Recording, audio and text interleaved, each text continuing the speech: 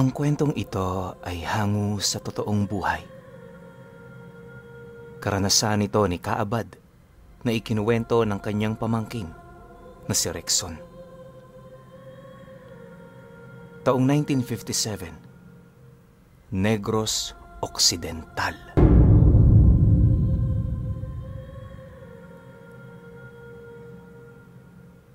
Itong mga panahong ito, naging bantog na manggagamot si Kaabad. Dinarayo siya ng ibang tao mula pa sa kabilang bayan. Marami na rin kasi siyang napagaling na pasyente at kadalasan ay mga biktima ng barang at kulam. Walang asawa't mga anak si Kaabad, kaya iginugugol niya ang kanyang buong panahon sa panggagamot. Dahil sa pagiging kilala niya, may mga tao pang nang-eengganyo sa kanya na pumasok sa politika. Subalit dahil hindi yon ang kanyang linya, tinatanggihan niya ang mga ito at sinasabihan ng mga tao na ayaw niyang pumasok sa ganoong bagay. Lingid sa kaalaman ng mga tao, maliban sa panggagamot, ay may isa pang ginagawa si Kaabad kung saan mas nagkakaroon siya ng maraming pera. Halos triple ang binabayad sa kanya ng mga taong may mga problema na nais nilang solusyonan sa ibang paraan. Pero yun ay sa pamamagitan ng pangungulam. May karunungan din kasi sa pangungulam itong si Kaabad at kadalasan ang mga pumupunta sa kanya para magpagamot ay nagiging biktima niya rin. Ang kalakaran, kung mas mataas ang ibabayad sa kanya ng nagpapakulam, ay hindi na niya ginagamot ang biktima. Subalit, kung mataas naman ang bayad ng nagpapagamot, pagagalingin niya ito sa kanyang sakit. Ito ang pamamaraan ng mga kagaya ni Kaabad na hindi alam ng karamihan. Isang hapon, patapos na ng kanyang panggagamot si Kaabad nang may dumating sa kanyang bahay na isang mayamang babae. Kita sa mukha nito ang pagiging sopistikada. Mahalata talagang mula siya sa marangyang pamumuhay dahil nakasakay siya sa magandang karwahe. May katulong din itong nagsisilbing tagapaypay niya. Unang kita pa lang ni Kaabad noon, batid na niyang may ibang pakay ito sa kanya. Dahil sa kanyang taglay, alam niya na rin na may dugong aswang ang babae, subalit minabuti niyang isang tabi na lamang ito. Bunsod ng kanyang kutob ukol sa tunay na pagkatao nito, pinagsabihan niya ang ale na maghintay lamang dahil may ginagamot pa siya. Subalit, napatitig na lang sa kanya si Kaabad nang bigla itong magsalita at nagwikang dalian ng albularyo ang kanyang ginagawa dahil nakahanda itong magbayad ng malaki. Hindi na lang umimik si Kaabad at napatango na lang. Tinapos niya ang panggagamot ng huling pasyente niya at saka hinarap ang ale. Tinanong niya ito kung ano talaga ang kanyang pakay at napangisi siya nang malamang tama ang kanyang hinala. Nang makasiguro na si Kaabad na wala ng tao maging sa labas ng kanyang bahay, sinimulan na niyang mag-usisa sa ale kung ano ang ninanais nito para sa taong kukulamin. Habang nagkukwento ito, ibinigay niya ang litrato ng kanyang ipapakulam kay Kaabad. Isa yung monokromatiko. Nagulat pa ang albularyo nang malaman niyang buong pamilya pala ang nais na bigyan ng sakit ng babae. Napag-alaman ni Kaabad na nagkaroon sila ng hidwaan patungkol sa lupa at ramdam ng alay na matatalo sila pagdating sa husgado. Dahil dito, ang pagpapakulam sa buong pamilya ang siyang naisipan nitong gawin. Napatango naman si Kaabad at dahil nais niyang ilihim ang kanyang pamamaraan, Sinabihan niya ang Ale na pwede na itong umuwi. Magbibigay pa sana yon ng paunang bayad, subalit hindi yon tinanggap ni Kaabad. Sa susunod ka na lang magbayad kapag nagawa ko na ang ipinapagawa mo. Basta ibigay mo sa akin ang buo, dahil malaki ang tiwala ko sa aking kakayahan na kung ano man ang siyang ipapagawa mo ay magagawa ko ng maayos. Saad ng albularyo. Napangisi naman ang Ale at nagpasalamat. Nagwika pa siya bago umalis na kapag nagawa ni Kaabad ang nais nitong mangyari sa buong pamilya, ay dadagdagan niya ang kanyang bayad. Noong makalis na ang babae, nag-isip si Kaabad. Alam niya na magkakamit siya ng maraming pera dahil sa kanyang modus, subalit habang pinagmamasdan niya ang larawan ng pamilyang nais ipakulam ng Ale, nakaramdam siya ng awa. Mas nahabag pa siya nang makitang maliliit pa ang mga batang nasa larawan. Napailing na lang siya at napawika sa kanyang sarili. Hindi sila nararapat na parusahan. Ramdam kong mababait sila at ang aling tumungo rito sa akin ang nasa panig ng kasamaan.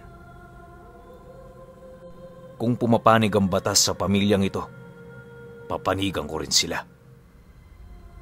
Kung naibenta ko man ang kaluluwa ko sa demonyo, hindi ko hihilahin patungong impyerno ang mga inosenteng ito. Tinanaw na lang niya sa bintana ang Ale habang nakasakay sa kanyang karwahe at malayo na sa kanyang bahay. Kinagabihan, sa halip na simula ng kanyang ritual sa pangungulam, minabuti niyang magdasal para sa bakod ng buong pamilyang nasa larawan.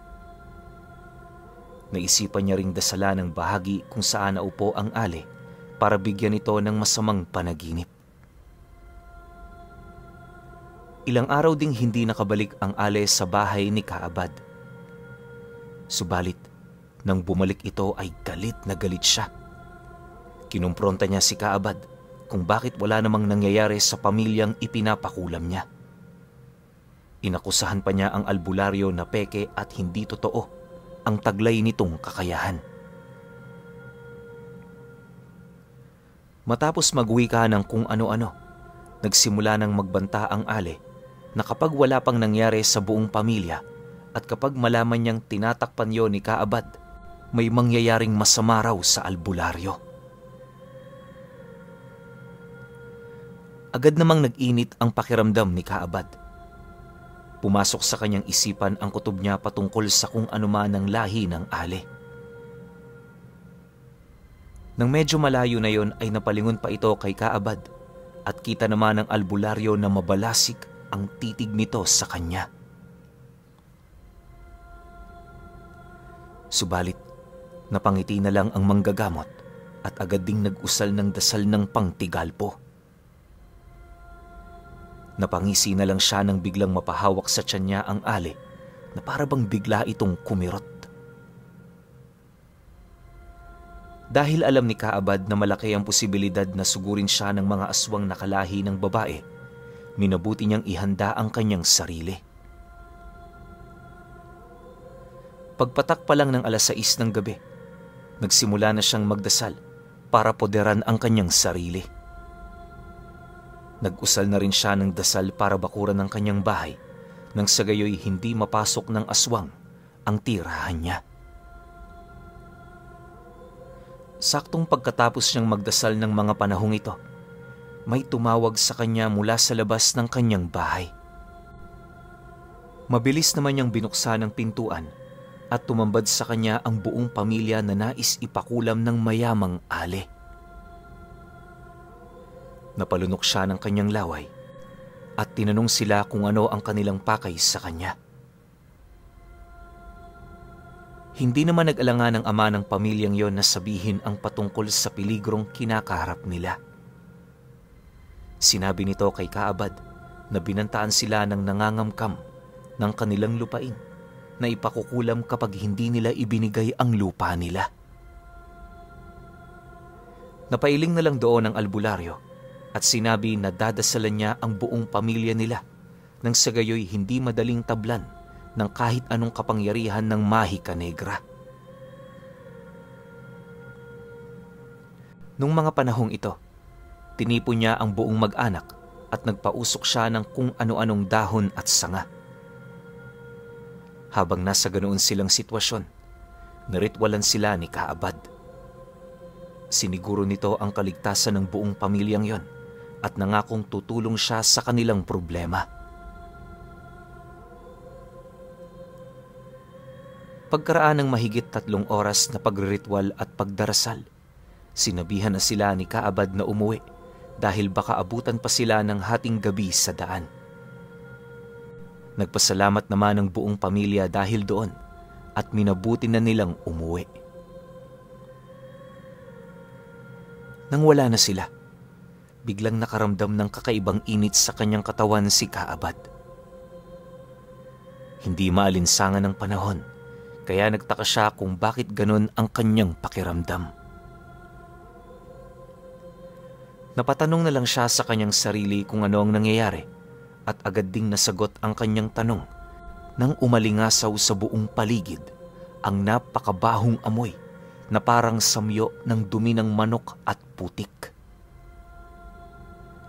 Agad siyang napalingon sa bote niyang may lamang langis at kung ano-anong ugat. Napailing na lang doon si Kaabad nang makita niyang bumubula yon. Alam niyang may aswang sa paligid at pumasok sa kanyang isipan ang aling nagpapakulam sa buong pamilya. Hindi ko kayo aatrasan. Buo na ang aking pasya na mas papanigan ko ang pamilyang yon kaysa sa gahamang katulad ninyo. Saad ni Kaabad sa kanyang sarili.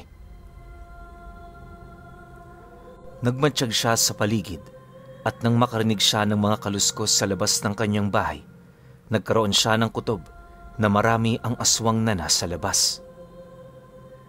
Sinubukan niyang sumilip sa siwang ng dingding at may nakita siyang mga mapupulang mga mata.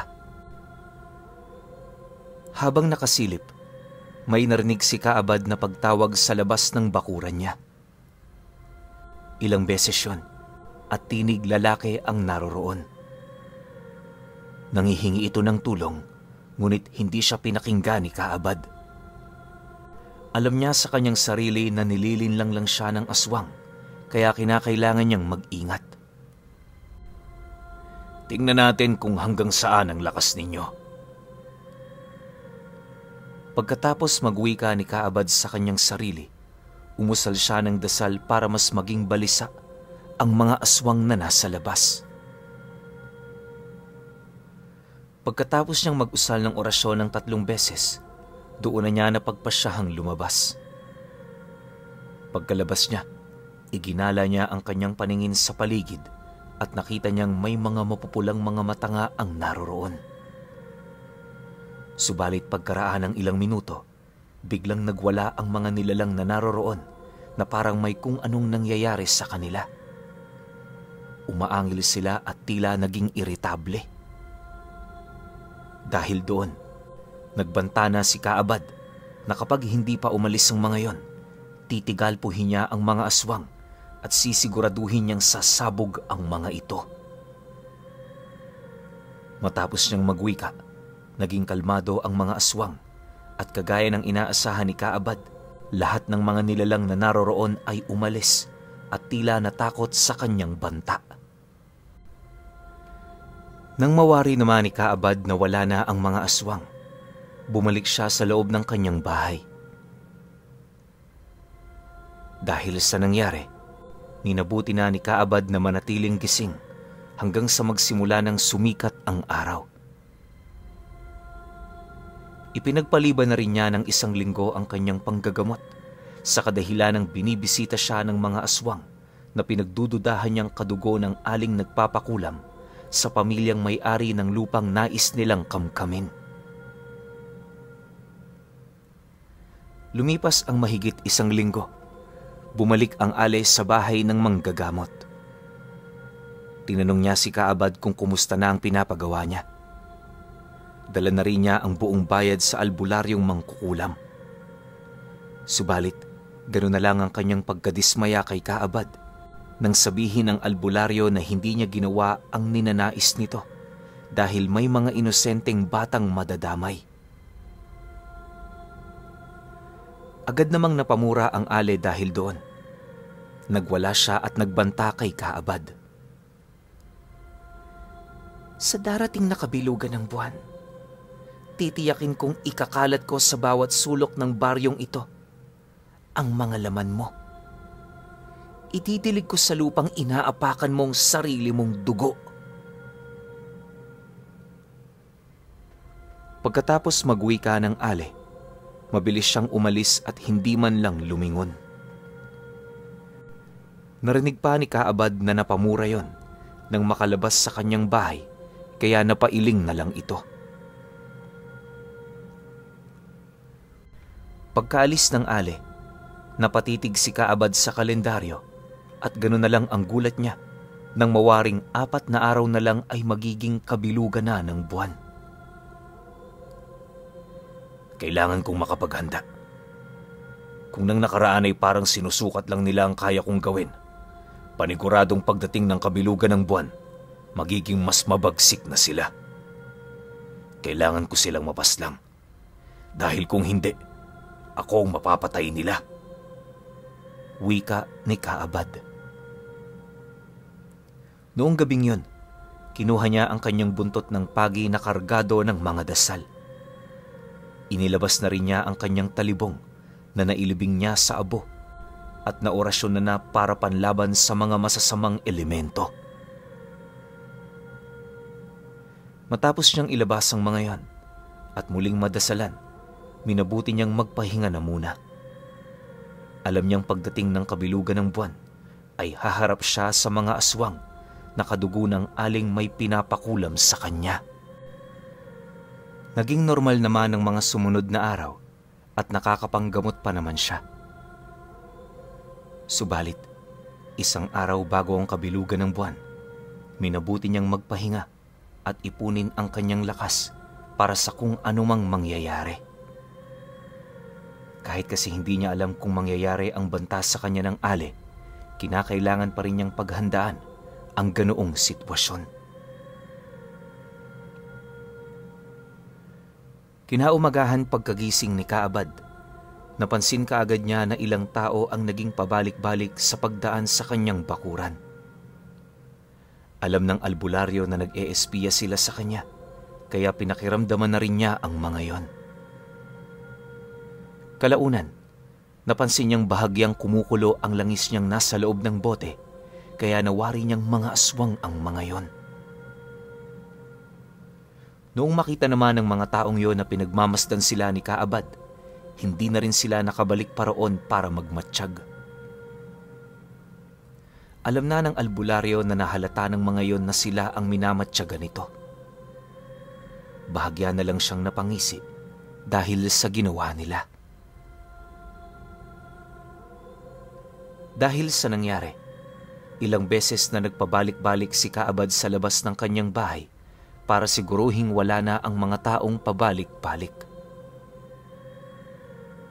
Noong sumapit naman ang dilim, minabuti niyang gumawa ng siga sa paligid ng kanyang tirahan. Sa paraang ito, malalaman niya kung may aswang na aaligid sa labas ng bahay niya kapag hindi pa nagsisimulang magpakita ang buwan sa kalangitan.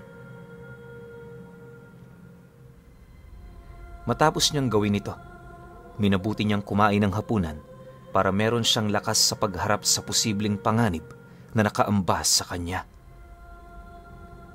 Nasa kalagitnaan siya ng kanyang pagkain nang makarinig siya ng sunod-sunod na maihinang paghuni ng tiktik. Itinigil ni Kaabad ang kanyang paghahapunan at minabuti niyang sumilip sa bintana.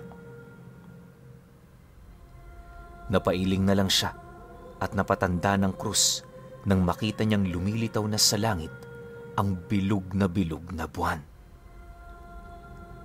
Ito na.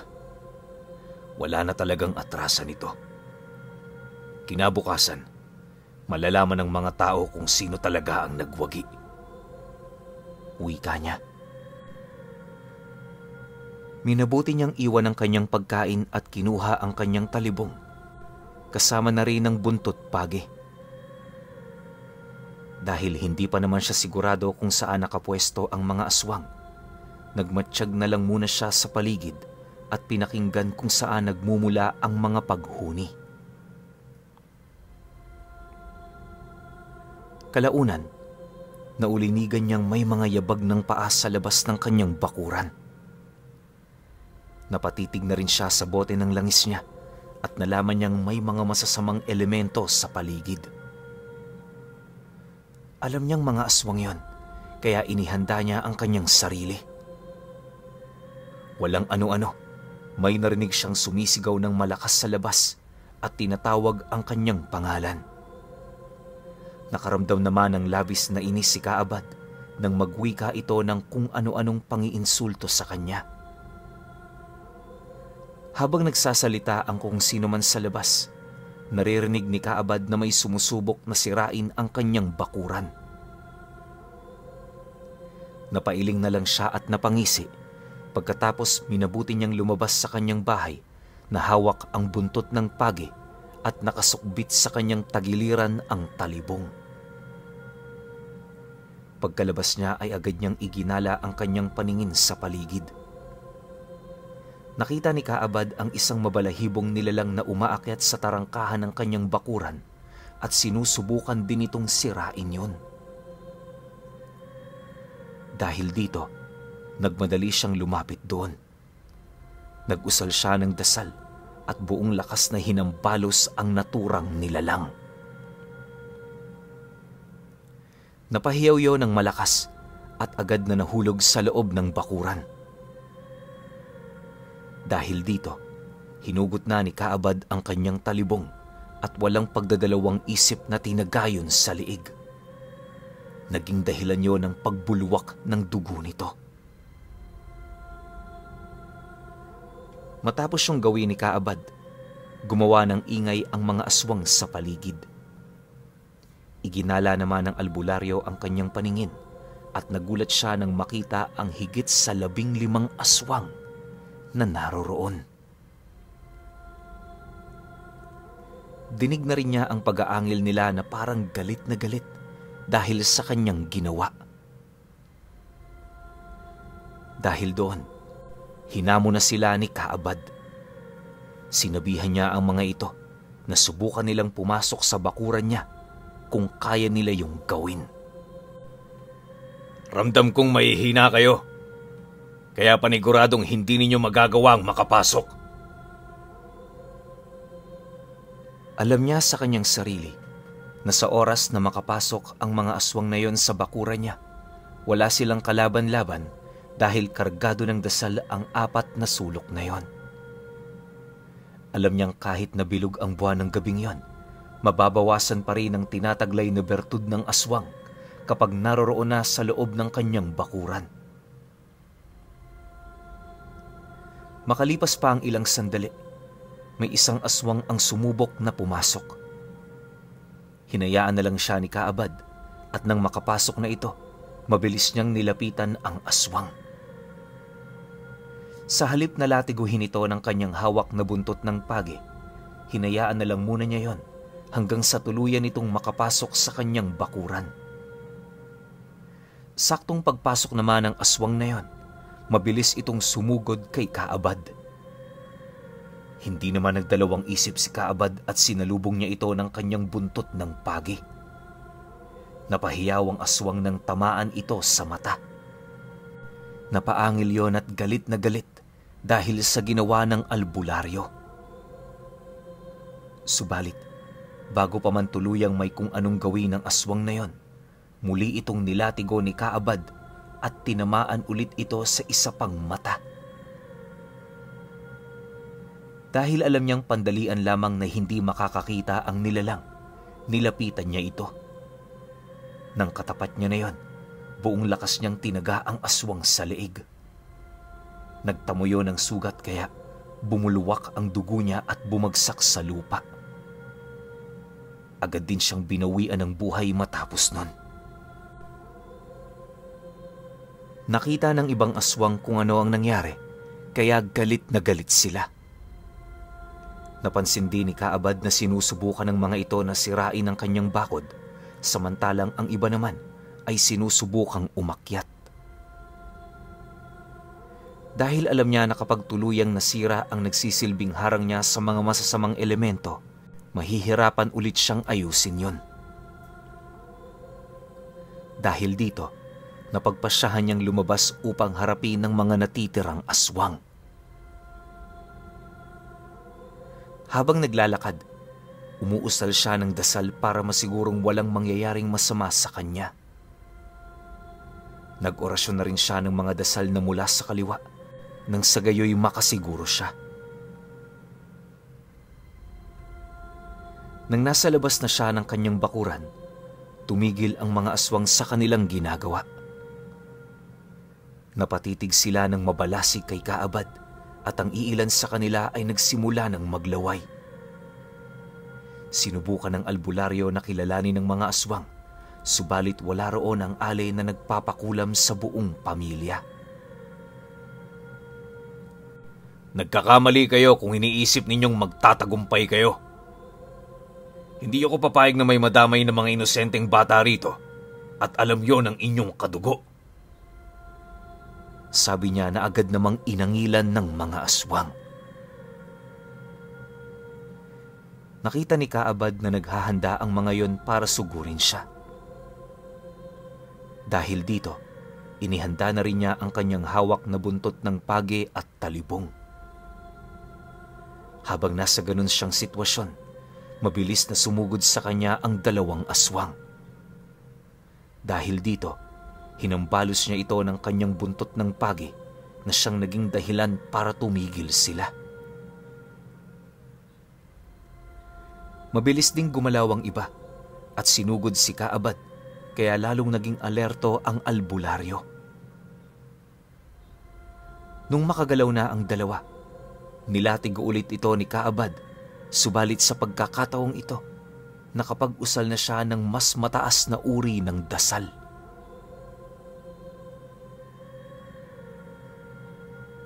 Pagkalapat ng dulo ng buntot ng pagi sa balat ng dalawang aswang, sumabog sila na parang isang paputok lang. Kitang-kita yon ng ibang aswang at ang iilan sa kanila ay nagulantang. Ninais ng iba na tumakas, subalit may kung anong ikinumpas ang isa sa kanila na naging rason para manatili ang mga yon. Sabay-sabay silang sumugod kay Kaabad, kaya nahirapan ng albularyo na kalabanin sila. Dahil dito, minabuti niyang bitawan na muna ang kanyang buntot ng pagi at tanging talibong na lang ang kanyang ginamit. Nung mga oras na ito, ay mas binilisan na rin ni Kaabad ang kanyang mga galaw. Nang makita niya ang isang aswang na mas nauunang humakbang kumpara sa mga kasamahan nito, agad niya itong nilapitan at pagkatapos tinaga ito sa kanyang braso. Susunggaban sana siya ng aswang na yon, subalit muli niyang tinaga ito sa muka. Nagawa niyang tamaan ang gilid ng muka nito at naabot niya ang isang mata ng nilalang. Dahil dito, saglit na natigilan ang nilalang, kaya nagkaroon ng pagkakataon ng albularyo na itarak ang kanyang talibong sa puso ng naturang aswang. Lalong nang galaiti ang mga nilalang dahil sa ginawa ng albularyo. Umangil sila at mabilis na sumugod sa kanya. Hindi na nagawang igalaw pa ni Kaabad ang kanyang kamay na may hawak na itak dahil kinuyog siya ng mga ito. Pinagkakalmot siya at itinulak hanggang sa tuluyan siyang mabuwal sa lupa. Nung naroroon na siya sa lupa, ay sinusubukan pa rin siyang kalmutin at sagpangin ng mga aswang. Subalit sa kung anong dahilan, ay hindi man lang nila nagagawang sugatan ang albularyo. Ang mga kalmot nila ay nagdulot lamang ng mababaw na marka sa balat ni Kaabad. Dahil nabitawan niya ang kanyang patalim, sinubukan niyang hagilapin ito kahit na nasa ganoon siyang sitwasyon.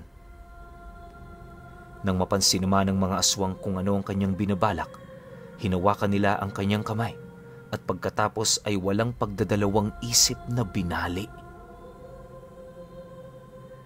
Isang malakas na paghiyaw ang kumawala sa bunganga ni Kaabad dahil doon.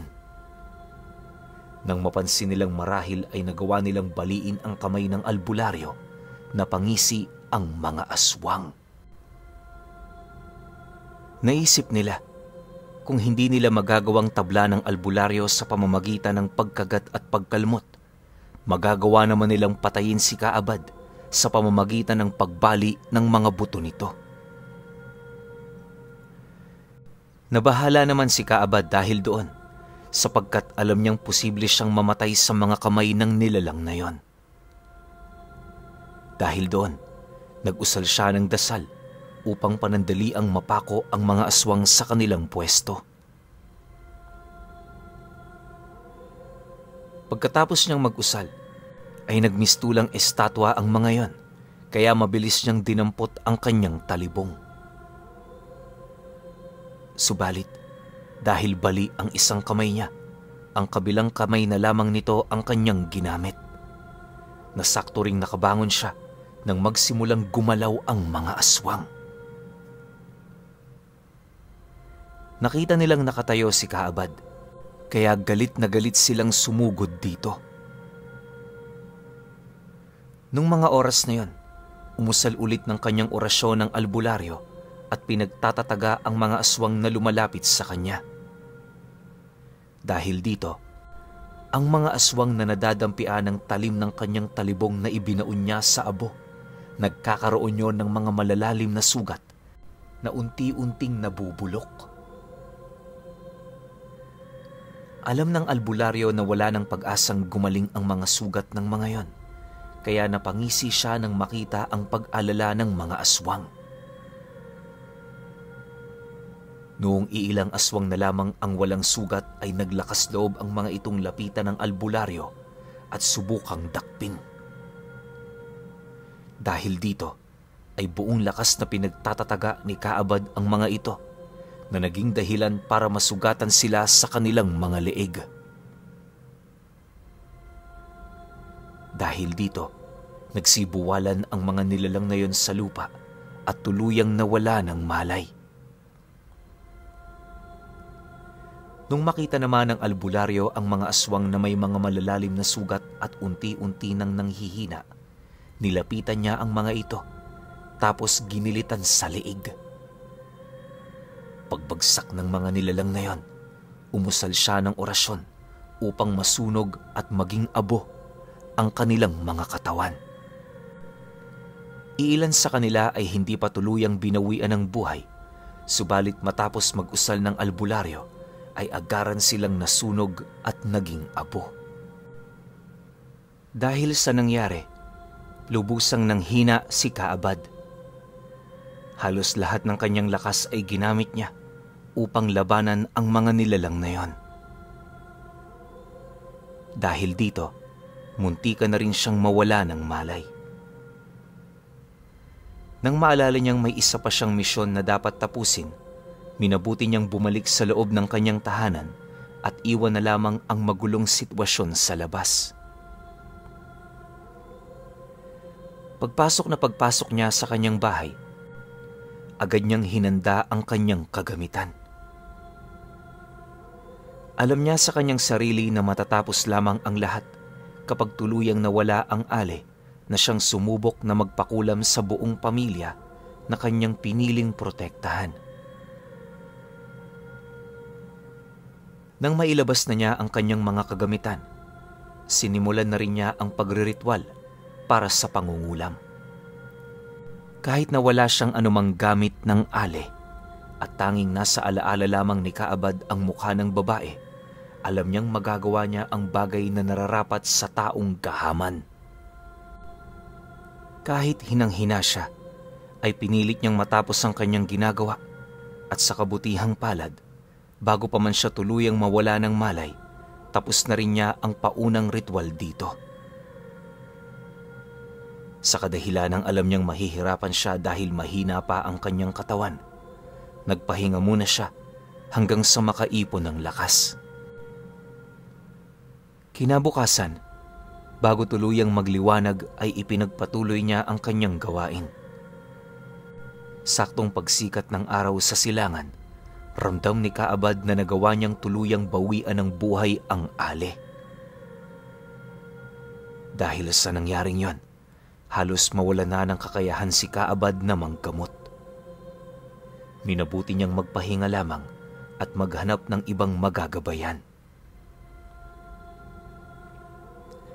Subalit dahil wala siyang ibang napili, minabuti niyang hayaan na lamang ang kanyang karunungan na sumama sa kanya hanggang sa hukay. Batid niyang hindi man malalaman ng pamilyang yon ang kanyang pagsasakripisyo at pagtulong, masaya pa rin si Kaabad. Sa lahat kasi ng kanyang maling desisyon, naging tama ang kanyang pasya nang tulungan ang inosenteng pamilya at minabuting kulamin ang aling gahaman na may lahing aswang. Sa pagkakaalam pa niya, hindi kumalat ang kwentong ito. Pero ayon sa pamangkin niya na nagpadala ng kwento, ay sikat ang kwentong ito na binigyan niya ng titulo na Ang Paghihintay ni Kaabad sa Kabilugan ng Buwan.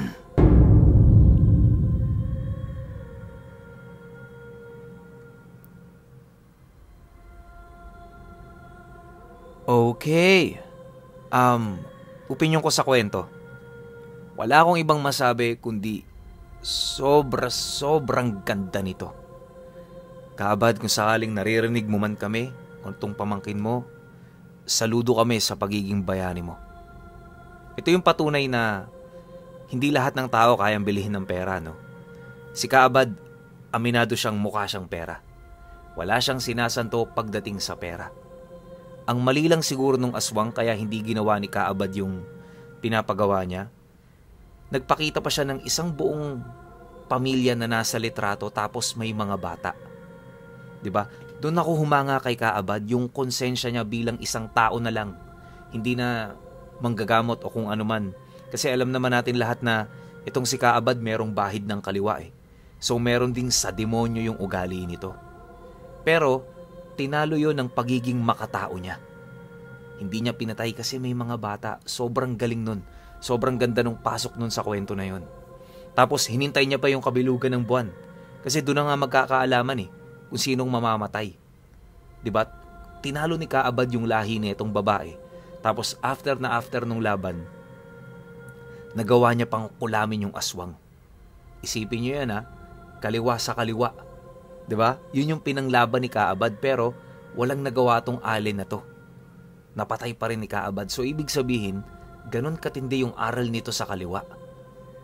'Di ba? Wala pa nga siya sinabi tungkol sa mga aral niya sa kanan eh. Ano lang ba? Yung mga pisikal lang na ginagamit kapag meron nakakalaban na aswang yung isang manggagamot. Yan nga, puntot page, mga tabak, mga ganun, 'di ba? Pero yung mga dasal, parang hindi eh. Binibigyan niya yata ng partida tong mga aswang kasi ginagamit niya rin sa kaliwa eh. O pwede ring yung kanan niya hindi ganun kataas yung antas, pero tong kaliwa niya panghagupit talaga to sa kapwa niya demonyo. Pwedeng ganun, di ba? Walang makapagsasabi kasi hindi rin naman binanggit ni Kaabad kung ano yung mga tangan niya eh. Basta alam lang natin nangungulam siya. Yun lang yun. Pero yung magagawa mong kulamin yung aswang after pa ng, ito pa muna pala, nakipaglaban siya dun sa kamag-anak nung ali. Mga aswang lahat yun. Physical na kombate yung usapan doon. Naubos niya yun, natalo niya yun. Tapos after nun, nangulam pa. 'Di ba? Ang ganda sana na itong kwento ni Kaabad kung meron tong pastori. 'Di ba? Pero ako feeling ko kaya ito lang yung sinend ng pamangkin niya kasi ito na yung pinaka-highlight ng buong pagkatao ni Kaabad. 'Di ba? Tsaka dito lang rin siya siguro may nagawang tama. Kasi yung past life niya kung ikukwento natin dito, nararamdaman ko sobrang brutal nun. Marami sigurong hindi matutuwa. Kasi nga, nangungulam siya para sa pera eh. Tapos yung sarili niyang pasyente, kinukulam niya para magpagamot din sa kanya. Ibang level din ng kademonyohan yun, di ba? Pero ako overall, sorry, napahaba yung komento ko kasi gandang-ganda ako sa kwento na to. Pero syempre, kayo pa rin. Kaya kung may opinyon kayo sa kwentong ito, comment nyo lang sa baba. Yun lang. Hanggang sa susunod na kwento. Salamat.